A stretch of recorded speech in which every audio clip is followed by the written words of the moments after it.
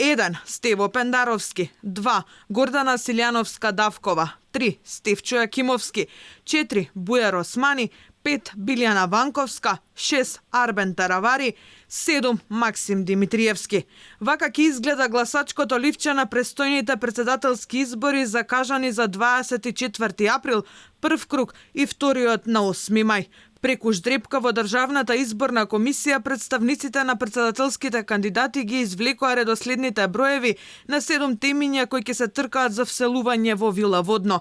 Според законскиот роковник, во ДИК досега се тече во најдобар ред, а според истиот 4 април ќе започне изборната кампања за претседателските избори, а ќе заврши на 22 на полноќ. Во моментот ги чекаме предлозите на политичките партии за избирачките одбори, поеден од власта и од опозицијата, и исто така предлозите за гласање во ДКП-ата, така што тоа ќе бидат следните действија и сите други действија кои јасно се опишани во роковникот, ги спроведуваме во рок, сметаме дека ќе биде добро, знаете сите дека заврши јавниот увид во избирачкиот список.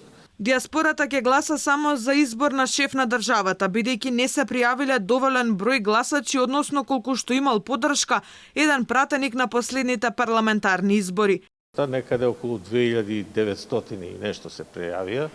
Од тие не се сите прифатени, но најголемиот дел се прифатени, потврдени за гласање. И сметам дека ги имате и местата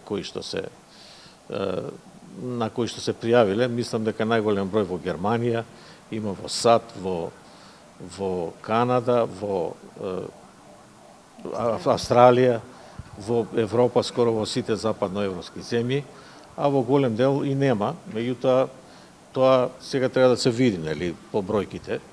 Така што за тие места ќе се организираат избори само за претседател. На партиите им остануваат 10 дена до почетокот на кампањата за претседателските, а течат и роковите за подготвување на листите за парламентарните избори. Листите на кандидати за пратеници во собранието, овластените представници на предлагачите ги доставуваат до ДИК најдосна до полноќ на 2 април.